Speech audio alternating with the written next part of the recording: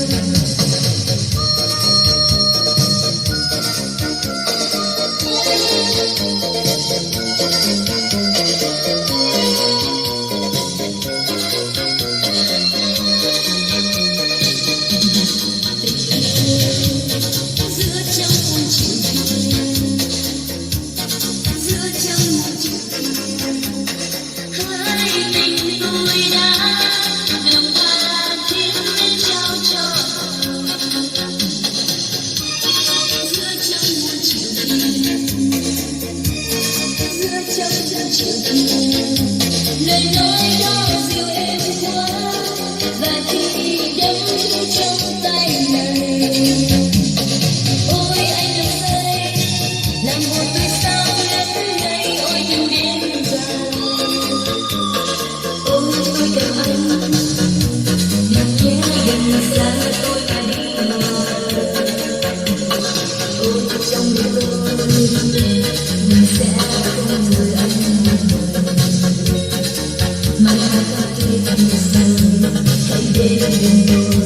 Đêm nay nhé anh giữa trong những chiều kia mà anh giữa trong những chiều kia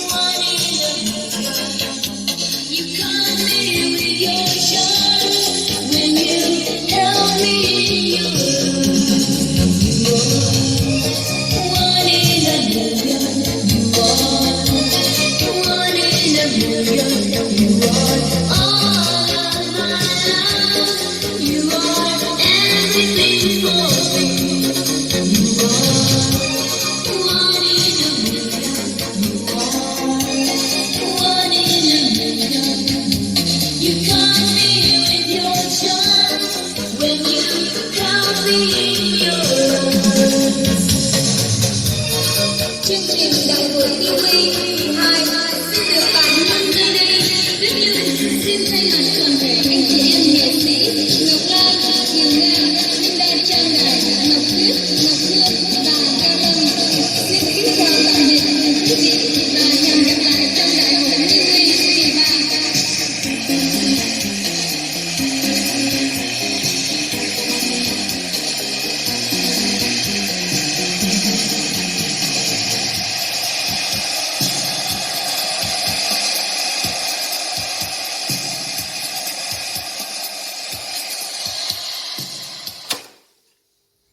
Quá ok.